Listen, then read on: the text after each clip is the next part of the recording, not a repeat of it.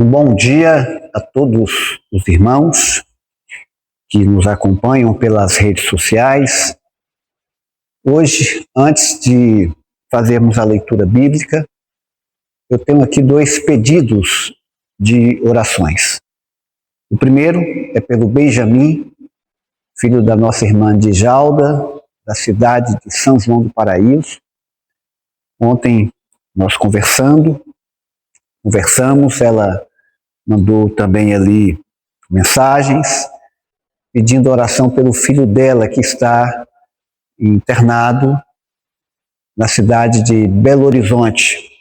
Ele tem leucemia, passou por um transplante de medula. Nós acompanhamos essa história e queremos que a igreja ore, e também você que está me assistindo, ore pelo Benjamin, um jovem de 20 anos que está necessitando das nossas orações. E eu então resolvi pedir orações às igrejas. Eu conheço muitas igrejas, muitos irmãos, e pedindo então oração desta feita à igreja de Ninheiras, eu também fui informado da irmã Meire. A irmã Meire eu não conheço, mas é a esposa do irmão Cláudio. O irmão Cláudio esteve pregando nesse altar há pouco tempo. Ele é conhecido, é da Lagoa Nova, um bairro ali de Ninheiras. E a irmã Meire, ela está em Montes Claros. E ele pediu que orássemos a igreja, os irmãos que eu conheço, os grupos de orações que eu conheço, para que possamos também estar intercedendo também pela irmã Meire. Então, os pedidos desta manhã, os irmãos orem, que as igrejas orem pelo Benjamin, filho da irmã Djalda, de São João do Paraíso, internado em Belo Horizonte, e também pela esposa do irmão Cláudio, a irmã Meire, que está com problema de saúde e está internada em Montes Claros, que possamos interceder por essas famílias, colocando a vida do Benjamin e também da irmã Meire, a vida e a saúde nas mãos do nosso Senhor Jesus.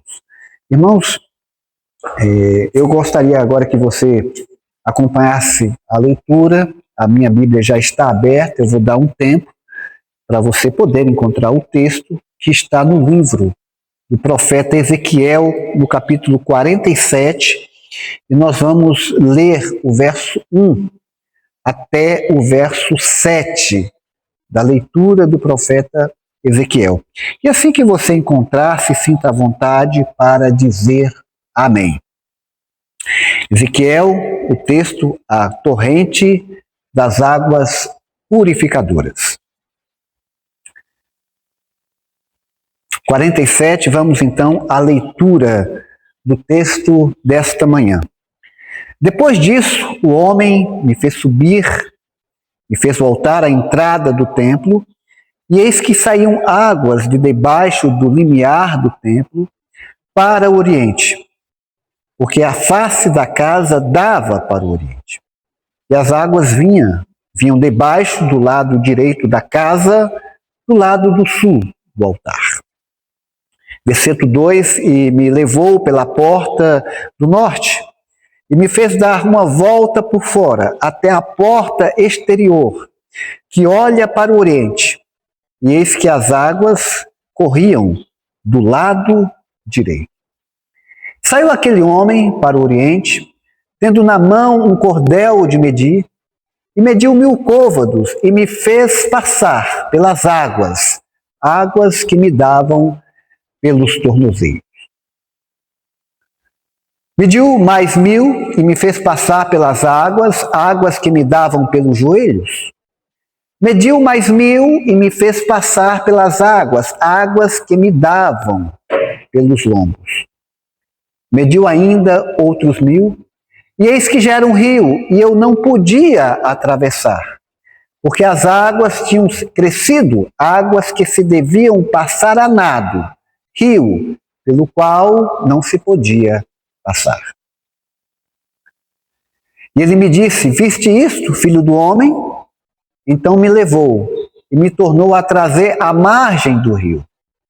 E tendo eu voltado, eis que à margem do rio havia grande abundância de árvores, de um lado e de outro lado. Vamos orar. Pai Celestial, nós começamos aqui pedindo oração pelo jovem Benjamin e também pela irmã Meire, que se acham respectivamente internados em Belo Horizonte e também em Montes Claros. Queremos colocar, Senhor, a vida desses queridos irmãos nas tuas santas e poderosas mãos. Estamos já desde ontem intercedendo por essas vidas. Que o Senhor, o médico dos médicos, possa realizar um milagre. E que, se for da tua vontade, que eles possam testemunhar do teu poder, testemunhar do teu cuidado paternal. Colocamos a vida, Senhor, desses irmãos nas tuas santas e poderosas mãos. Que o Senhor possa estar ali ao lado deles e que eles possam sentir o teu cuidado.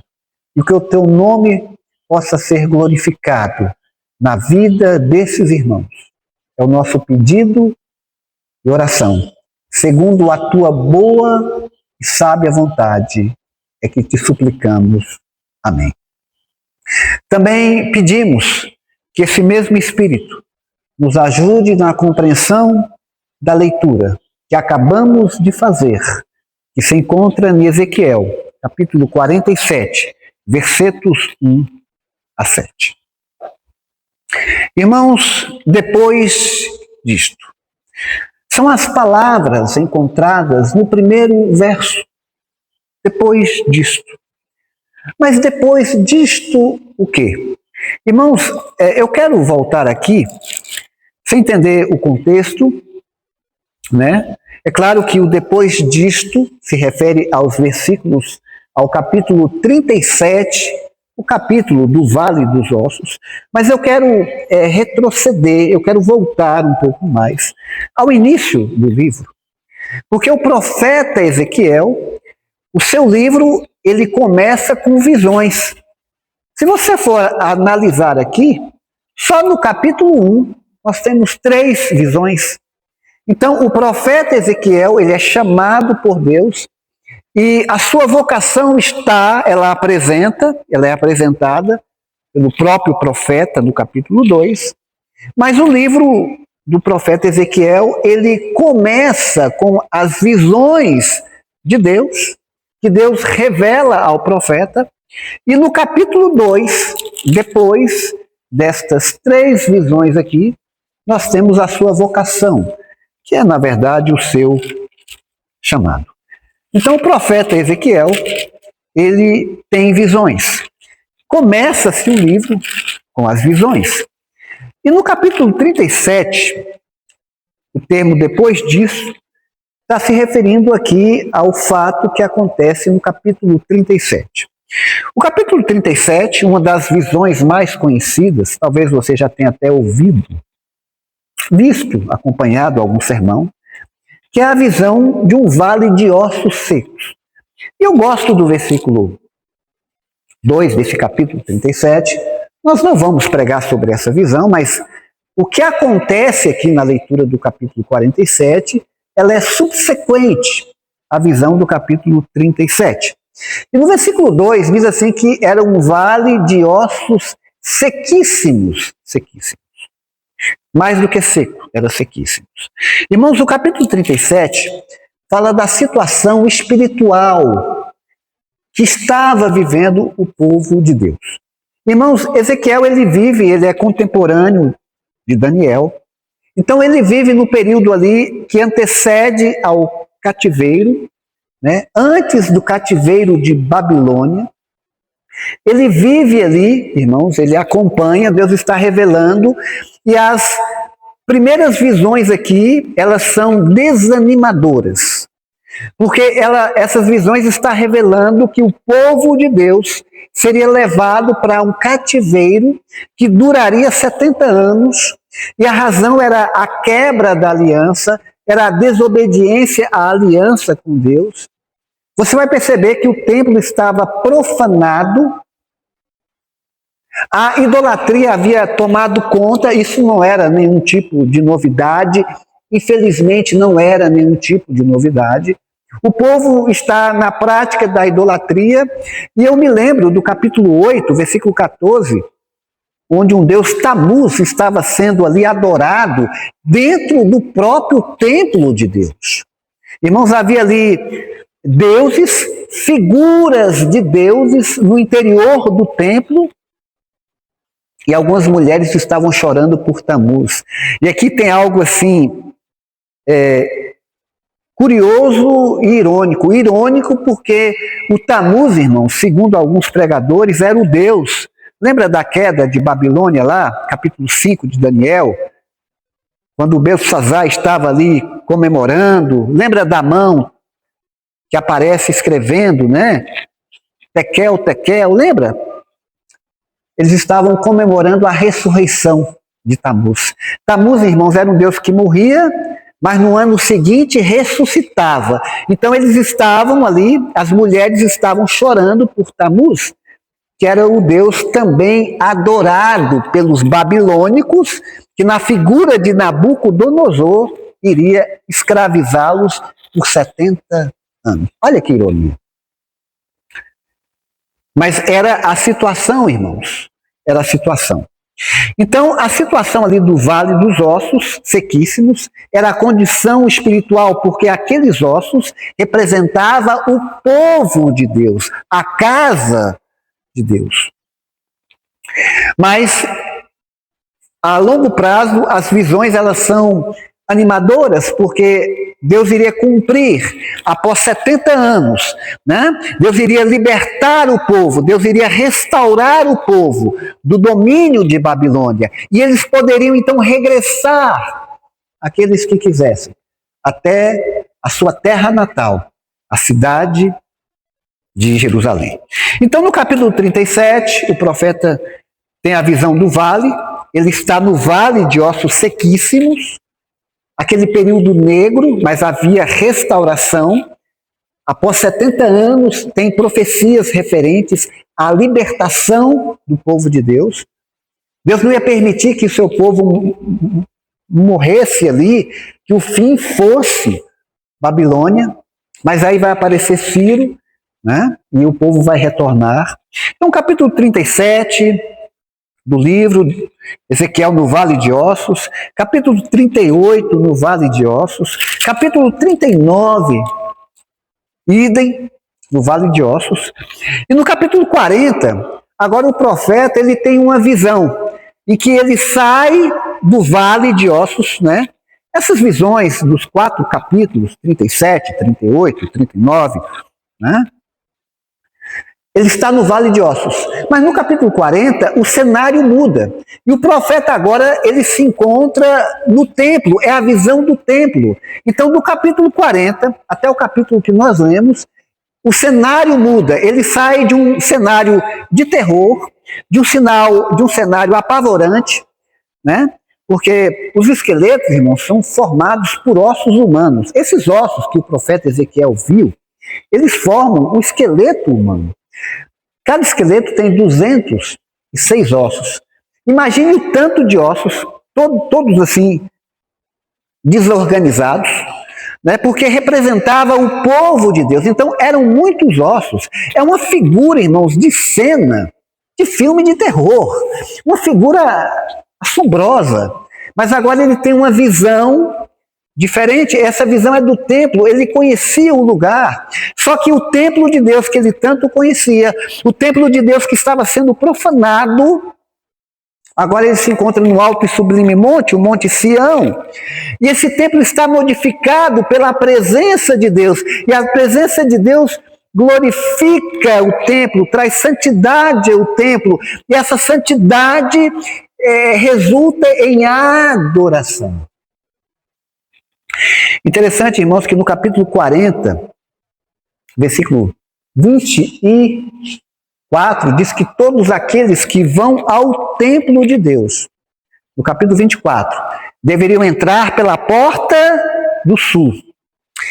E se você for olhar, porque tudo isso aqui está acontecendo, a visão do templo, se você for para o capítulo 46, diz que aquele que entrar pela porta do sul deveria sair pela porta do norte, porque aqueles que iriam adorar a Deus não deveriam sair pela mesma porta que entraram. E aqui, irmãos, eu quero tirar uma lição do texto.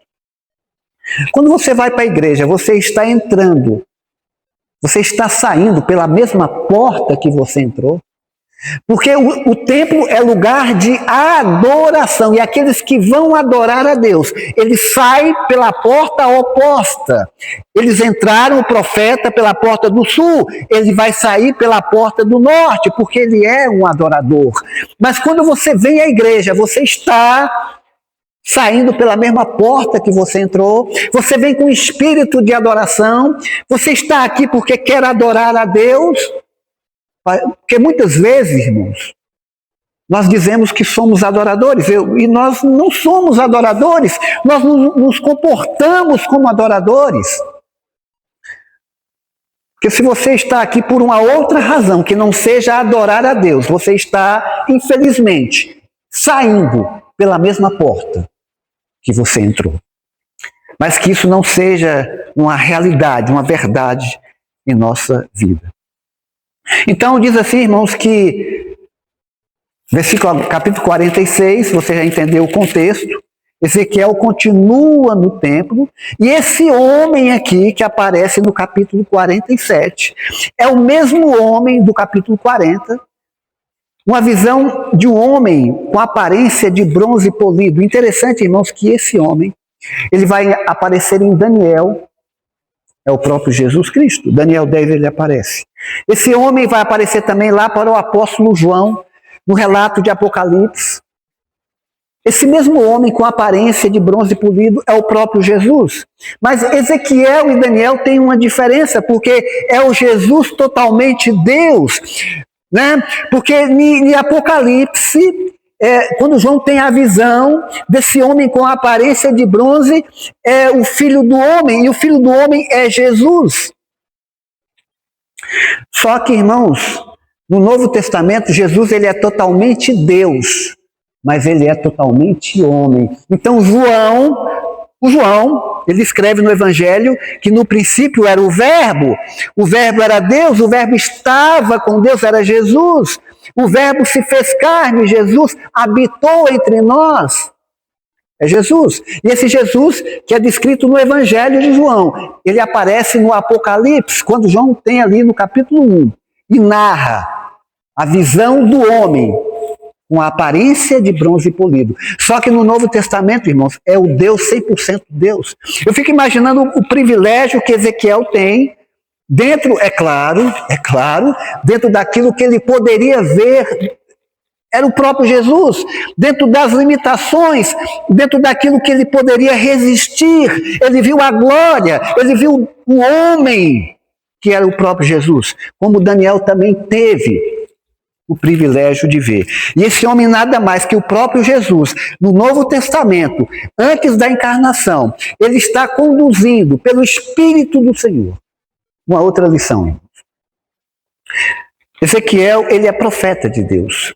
Mas você percebe que em todas as visões, Ezequiel, ele é conduzido. Ezequiel, irmãos, ele não é profeta porque ele quis ser, porque ele resolveu ser. Ezequiel não está nesses lugares, o vale de ossos, tendo a visão, por iniciativa própria.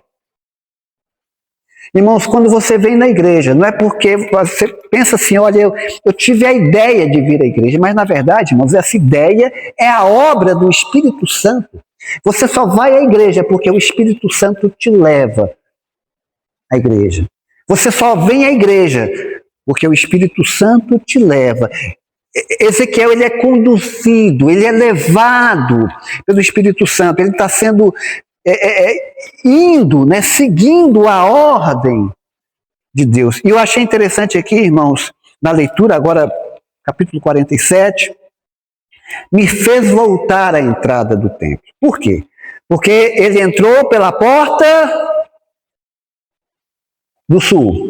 Ele vai sair pela porta do norte, mas ele faz uma volta. E novamente aqui na porta do sul, ele percebe que existem algumas águas, uma torrente que nasce ali do templo, do limiar do templo. E à medida, irmãos, que essa corrente vai se direcionando, essas águas vão aumentando até se tornar um grande rio, tão volumoso, que o profeta não podia atravessar.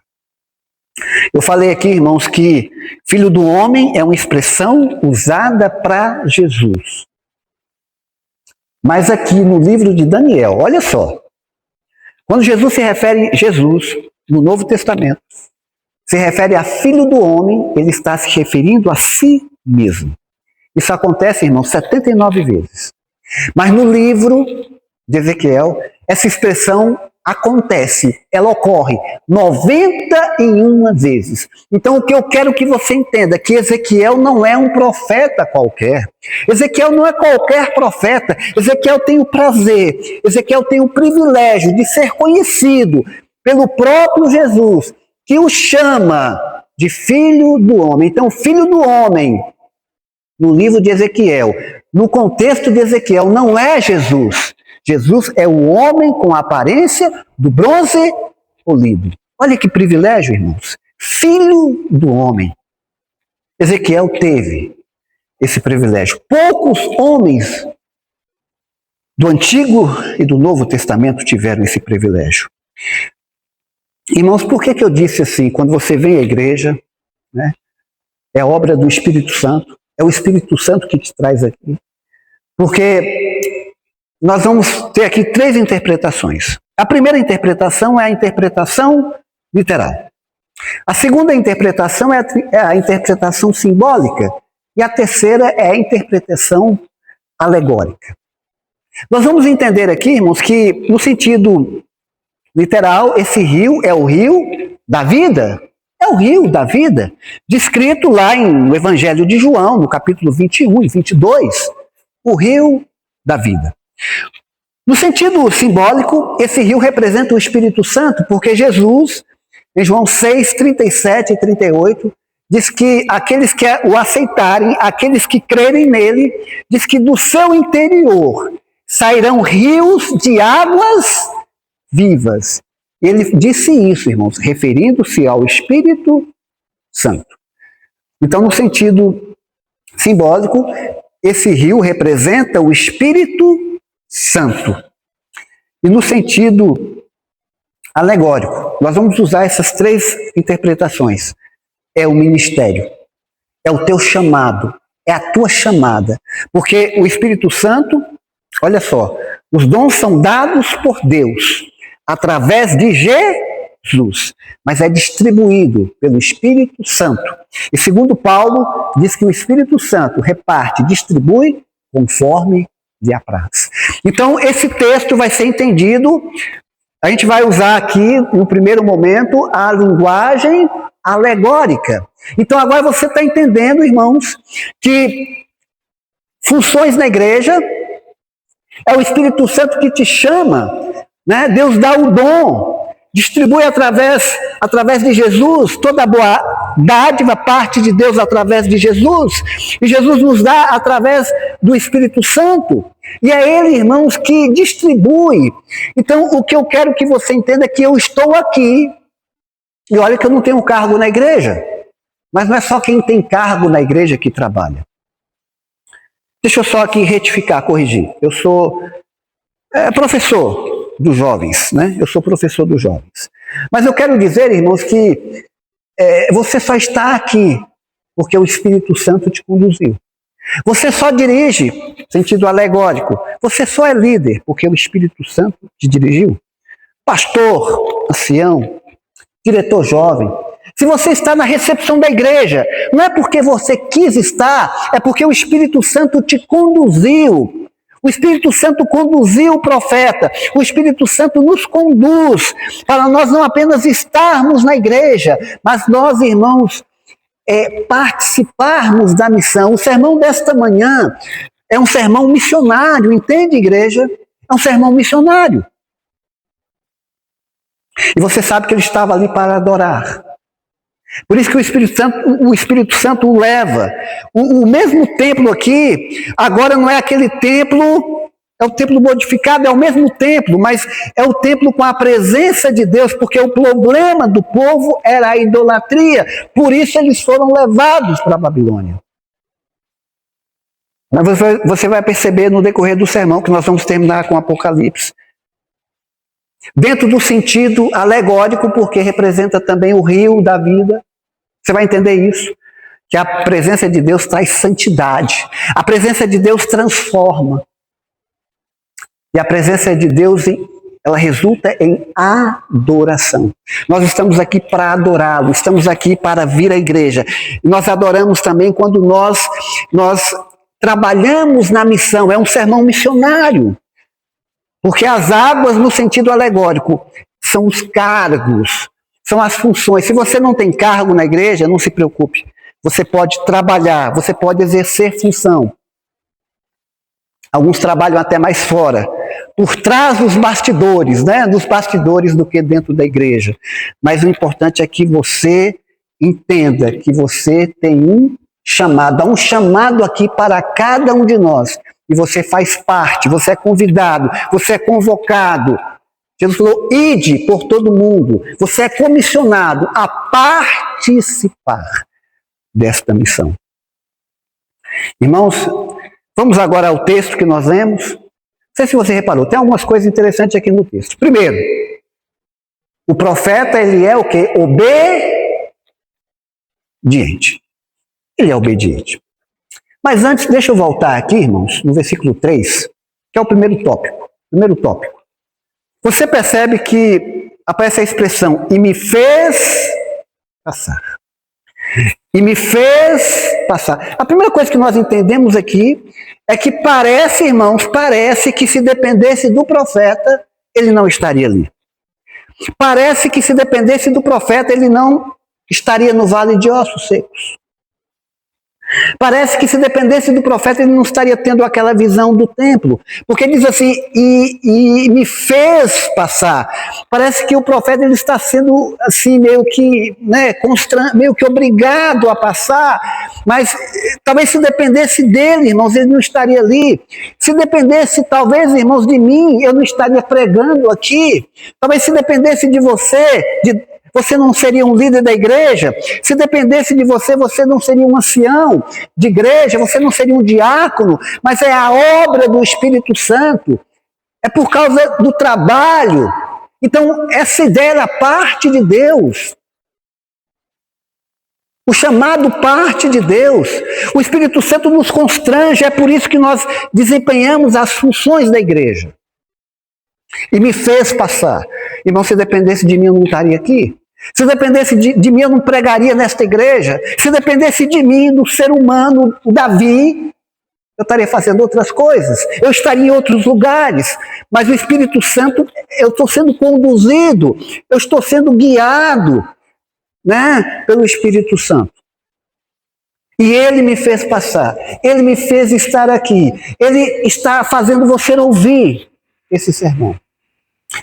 A segunda coisa, irmãos, o texto diz assim que ele foi obediente.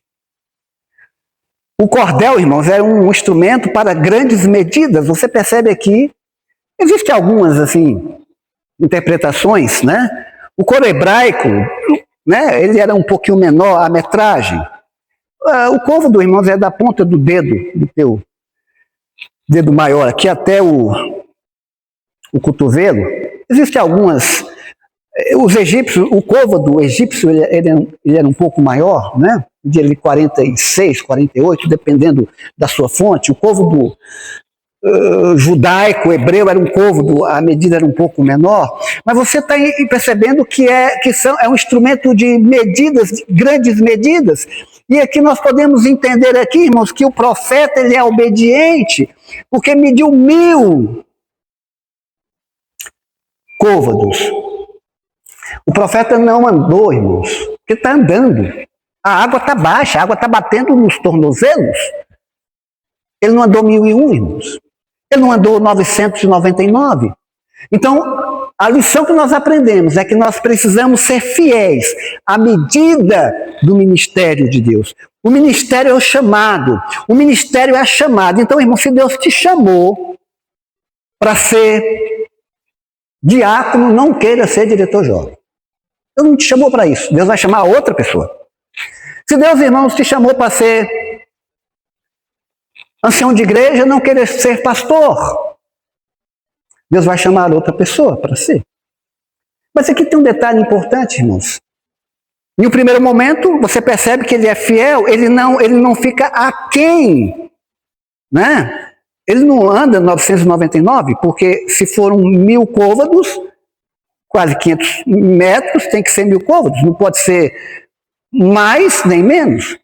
Mas você percebe que Deus é fiel, você percebe que no segundo momento a medida está aumentando, né? Então eu me lembro daquela parábola que diz que quem é fiel no pouco também é fiel no muito. Então quando você é fiel na medida do teu ministério, Deus vai o quê? Aumentando, você vai andando mais, né? Deus vai te dando a oportunidade de andar mais, de prosseguir, porque começa com 1000 côvados, mas você percebe que a água está subindo, porque ele mede outros 1000 e agora a água está batendo no joelho.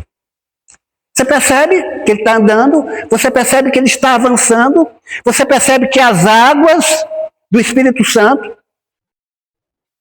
que fluirão do interior daqueles que creem em Deus, Deus, irmãos, ele vai, eu lembrei aqui de Gideão, irmãos. Gideão foi chamado no lagar, irmãos. Lugar oculto, meio que às escondidas.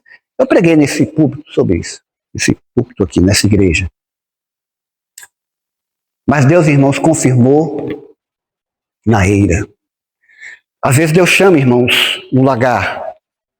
Mas Deus confirma na eira. Deus chama no privado, mas confirma no público. Deus chama no secreto, mas confirma no público. Deus chama embaixo, mas confirma no alto. Então, quando você é fiel ao teu ministério, Deus vai te abençoando e você vai prosseguindo. Então, talvez, irmãos, você que hoje é um recepcionista, não se preocupe em ser recepcionista, porque Deus vai te exaltar, Ele pode te exaltar, mas seja fiel. Primeiro, à medida do ministério, porque Deus vai fazer com que você avance, que você prossiga, que você ganhe, Ele vai te abençoando à medida que você é fiel. Então, primeiro, irmão, se contente com o lugar onde Deus te chamou para estar, sabendo que Deus, Ele tem poder para poder, né, te ascender, fazer com que você caminhe. Andou outros 1000 e a água estava batendo no lombo. Então nós vimos aqui, irmãos, que ele está prosseguindo. É o rio no sentido literal da vida, rio d'água da vida. No sentido simbólico é o rio do Espírito Santo e no sentido alegórico é a chamada. É o ministério que o Espírito Santo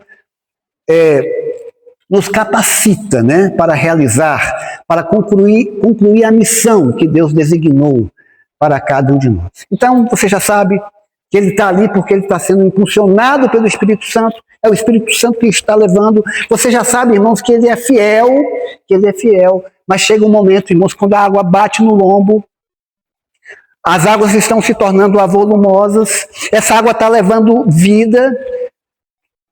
Aí chega um momento, irmãos, que nós lemos aqui, que as águas estavam se avolumando, era um rio que deveria passar a nado e ele não podia atravessar. A impressão que nós temos aqui, irmãos, é que o profeta não sabia nadar. É a impressão que nós temos, porque tinha que ser a nado e ele não podia atravessar. Irmãos, quando a gente lê esse texto, a gente acha que o profeta atravessou. Quando eu li esse texto na Bíblia, eu achava que ele havia atravessado, mas você percebe que ele não atravessou, porque quando a água chega no lombo, que é assim, irmãos, o Espírito Santo ele te impulsiona. Você está aqui por causa da obra do Espírito Santo. Ele te constrange, mas chega um momento, irmãos, que é com você. Chega um momento que a responsabilidade vai aumentando, que Deus vai te abençoando, você vai alcançando lugares, você vai alcançando cargos, você vai se desenvolvendo, mas chega um momento, irmãos, que é com você, chega um momento que o Espírito Santo ele não força mais. Não força mais. Você é que tem que decidir. Irmãos, não está no texto, mas eu fico imaginando o homem, porque o homem estava à frente. Interessante que o homem media, ele media e ficava lá na frente esperando o profeta. O profeta andava 1000, obedecia o chamado, a metragem do chamado, o homem, né? Media mais 1000, ficava lá na frente. Eu fico imaginando esse homem, porque não está no texto, chamando Ezequiel. Vem, Ezequiel! Atravessa, Ezequiel! E Ezequiel dizendo, não, eu não posso. Eu tenho que ser a nado, eu não consigo. Eu não sei nadar. Eu fico imaginando isso, irmãos. E sabe o que acontece aqui? Ele não atravessou. Então volte, né, irmãos? Volte. Irmãos, o profeta voltou. Ele não atravessou o rio. Existem alguns hinos, né? A gente canta Além do Rio. Tem um muito conhecido Além do Rio Azul, né? Outros hinos, Além do Rio. É claro, irmãos, que o que tinha do lado de lá do rio, do outro lado do rio, era o mesmo que tinha do lado de cá. Mas dentro do meu sermão desta manhã, falando, irmãos, da visão, porque o rio representa também o rio da vida. O rio da vida. O que tinha, irmãos, do outro lado? Porque quando ele volta, ele vê, então a gente percebe que o rio não é tão largo. É claro que ele vai afundando, as águas vão se avolumando à medida que o profeta anda, mas chega um determinado momento, as águas nos lombos, ele volta, mas ele, do lado de cá, ele consegue ver o que está do lado de lá. E ele percebe que tem árvores do lado de lá. Era o mesmo que tinha do lado de cá. Mas a pergunta, irmãos, é se esse rio representa o rio da vida. Será que só tinha árvores? Será que não tinha mais nada do lado de lá? Dentro dessa visão que eu quero que você entenda. Por que ele não atravessou o rio? Primeira razão, irmãos. Primeira razão porque o profeta não atravessou o rio.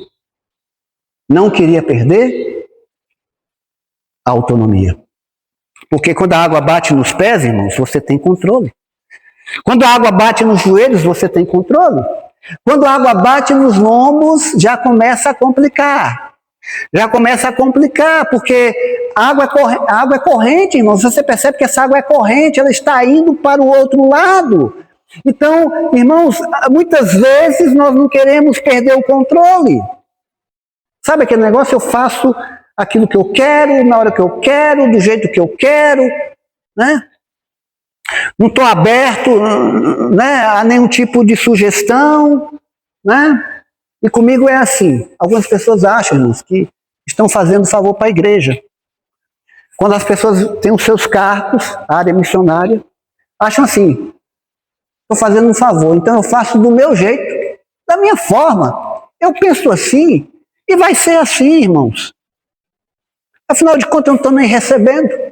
Eu trabalho para a igreja e não recebo nada. Eu não sou remunerado. Então é do meu jeito, do jeito que eu acho certo. E tem que ser assim. Sabe aquele negócio, irmãos? Mas no rio de Deus, quem tem o controle, quem deve ter o controle, é Deus. No rio de Deus, irmãos, não é do seu jeito, não é do jeito que você quer, não é no lugar que você quer, não é na hora que você quer, é na hora que Deus quer. É do jeito que Deus quer. É do jeito de Deus. Mas muitas vezes, irmãos, é assim. Eu faço, mas só se for do meu jeito. Se for assim, tá bom. Se não for, que é fácil, né, irmão? Você tem um controle. Água nos tornozelos, no joelho já começa a dificultar, mas você tem o controle. Água nos lombos, né, irmão? Já começa, né? Água corrente. Mas muitas vezes nós somos assim, irmãos. Nós queremos ter o controle. Muitas vezes nós achamos que somos donos, né? Somos donos dos cargos, donos daquilo que Deus nos desempenhou, né? É claro que Deus nos colocou, irmãos, em determinadas funções. Mas muitas vezes nós não somos abertos a sugestões. Nós achamos que é do jeito que a gente quer, que é do jeito que a gente acha e acabou. Nós não queremos perder a autonomia. Nós não queremos, irmãos, nós não queremos submeter à vontade de Deus. Irmãos, é a vontade de Deus, não é a minha. É do jeito de Deus, não é do meu, irmãos. Não é da forma que eu quero, mas é da forma que agrada a Deus. Segunda razão, irmãos. O profeta não queria desaparecer. Mas toda vez que você vai andando no rio da vida, no rio do Espírito Santo, no rio da chamada, né, sentido literal, simbólico, alegórico, você vai sumindo, irmãos. Você vai sumindo. Irmãos, quem tem que aparecer é Deus. Eu me lembro de João Batista, importa que ele cresça, ele, e que eu diminua. Irmãos, se Deus não for glorificado, irmãos, se Deus não for honrado através do teu ministério, se Deus não estiver, você precisa parar, você precisa refletir. Se Deus não estiver sendo glorificado através da minha função, do meu cargo, né, do meu chamado, da minha missão, porque a honra é dele, a glória é dele, irmãos. A glória é dele. Quem tem que aparecer é ele, não sou eu. Eu sou apenas um instrumento. Eu digo que a ferramenta é o dom. Eu sou o instrumento, a ferramenta é o dom. Mas tem que aparecer é ele, não sou eu. Se eu estou aparecendo, se eu quero roubar a cena, irmão, algo está errado. Algo está errado. Mas muitas vezes é assim, irmãos. Nós queremos aparecer. Importa que ele cresça e que eu diminua. Mas quando você vai entrando no rio de Deus, irmãos, às vezes você sente a falta do irmão. Cadê o irmão que não está na igreja? O irmão está sumido. Ele está mergulhado, irmãos. Mas ele vai aparecer, porque ele está mergulhado no rio de Deus, no rio da missão, no rio do evangelismo, da comissão de Deus, no rio do trabalho da igreja, interno e externo. Terceira razão, irmãos, ele ficou com medo. Ficou com medo. Irmãos, o homem estava na frente. Quem chamou foi Deus. Quem convoca é Deus, irmãos. O rio é o rio da vida e a vida está em Deus. A vida é Deus. Irmãos, ele ficou com medo, ele não sabia nadar. Mas, irmãos, se Deus chamou, não é que vai dar certo, já está dando certo. Não vai dar certo, já está dando certo, porque a obra é dele, é daquele que não perde. É aquele que não conhece derrota, e Deus nos chama para a vitória, Deus nos chama para a vida, Deus nos chama para o sucesso. Irmãos, por que ter medo? Não há o que temer. Quantas promessas nós encontramos na Bíblia? Promessas de ânimo, de encorajamento, mas o profeta esqueceu, ele está com medo, mas a obra não é dele, a obra é de Deus, então atravesse.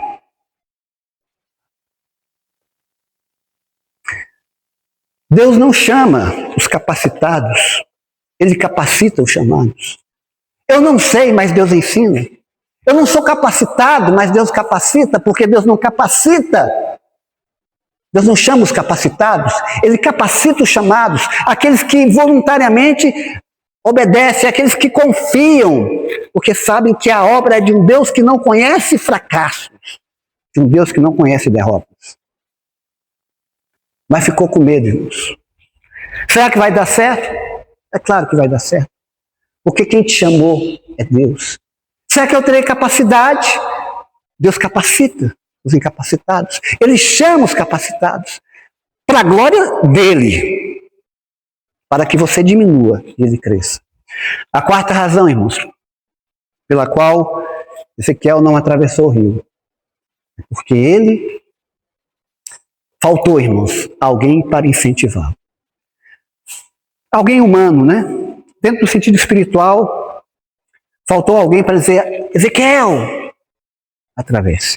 Ezequiel, a obra é de Deus. Ezequiel, foi Deus quem chamou. Ezequiel, Deus está à frente. Ezequiel, é Deus que qualifica. Ezequiel, faltou alguém, irmãos, para incentivar Ezequiel. E quantas vezes no nosso chamado nós recebemos críticas? Eu lembro do irmão Washington, de Ribeirão Preto. Me parece que foi ele. Me parece que foi ele. Ele era diretor jovem e colocou uma caixinha e disse assim: olha, nós aceitamos críticas, diretor jovem, isso na década de 80, década de 90, mas nós preferimos sugestões. Irmãos, quantas vezes nós não somos criticados? Eu acho assim, irmãos, que quem assume um púlpito, quem assume um cargo, ele tem que estar preparado para receber crítica. Se você, irmãos, assumir um cargo e você não estiver preparado para receber crítica, não assuma. Não vai assumir, não. Mas por que crítica se nós podemos dar sugestões? Por que crítica se nós podemos motivar as pessoas? Por que nós não motivamos? Por que nós nos animamos em vez de críticas? Em vez de críticas. Mas faltou alguém, irmãos. Muitas vezes no nosso ministério diz assim que aqueles que menos trabalham são os que mais dão trabalho, né? Às vezes é difícil estar no lugar que você está. Nós não somos perfeitos, mas estamos caminhando para perfeições. Estamos sujeitos a erros. E aí vem a crítica. Quando deveria haver uma sugestão, palavra de ânimo. Faltou alguém, irmãos, para que pudesse encorajá-lo, para que pudesse lembrá-lo que a obra é de Deus. Eu estou terminando, irmãos, eu vou agora para Apocalipse. É claro, irmãos, é claro. O texto fala. O que tinha do lado de lá era o que tinha do lado de cá. Mas dentro da minha visão espiritual, dentro daquilo que eu quero que você entenda, o que tinha, irmãos, além do rio? Lembrei da música Além do Rio Azul. Vamos, irmãos, eu queria pregar. Mas pelo texto que eu li, eu não sei o que tinha além do rio. Eu não sei. Porque Ezequiel não atravessou o rio. Mas eu sei alguém que atravessou, irmãos. João capítulo 22, eu estou caminhando para o encerramento do sermão. Irmãos, o que tem além do rio? Ruas de ouro. Além do rio, portas de pérolas. Além do rio, muros de jaspes. Aqui fala de uma cidade, irmãos. Você está entendendo? Porque a visão de Ezequiel não retratava, o objetivo não era só mostrar o pós-exílio, a volta para Jerusalém celeste, a volta para o templo Jerusalém terrestre, né? O objetivo é levar o povo à visão da Jerusalém celeste. Não era só a restauração física, não era só Jerusalém terrestre, mas o objetivo era levá-los a Jerusalém celeste. Não era apenas a restauração física do cativeiro físico, era a restauração do pecado, entende? A minha linha de pensamento, está entendendo a conclusão do sermão? Era a restauração final de todas as coisas. Não era só um templo que foi profanado, mas era um templo que o próprio Deus se faz presente, porque o que há além do rio? Ruas de ouro, portas de pérola, muros, muralhas de jaspes. Mas o que não há além do rio? O que não há? Isso não precisa de sol nem lua. Lá não tem nem templo, irmãos, porque diz assim que o sol e a lua, irmãos, não precisa de sol nem lua, porque o próprio Jesus, a luz do mundo, estará no meio do seu povo. A glória de Deus, irmãos, estará no meio do seu povo. Lá não haverá maldição, não haverá pranto, luto, morte.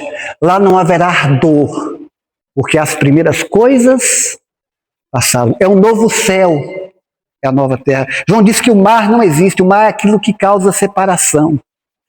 João estava exilado, irmãos, quando teve as visões do Apocalipse. Lá não precisa de santuário, né? Não precisa de luz do sol, porque o próprio Senhor estará sobre eles. A presença de Deus. O próprio Deus é o santuário no meio do seu povo, além do rio. Irmãos, que o Senhor, o bendito Deus, nos abençoe. Que o bendito Deus, irmãos, nos bendiga. Que o bendito Deus faça resplandecer o seu rosto sobre nós. E que não esqueçamos, irmãos, de orar pelo Benjamin, na CTU, o CTU, né, Centro de Terapia Intensiva, lá em BH. Não esqueçamos de orar por ele, pela irmã Djaldo e pela vida e a saúde do Benjamin, aquele jovem de 20 anos. Que não esqueçamos de orar pela irmã Meire, esposa do irmão, um dos líderes ali,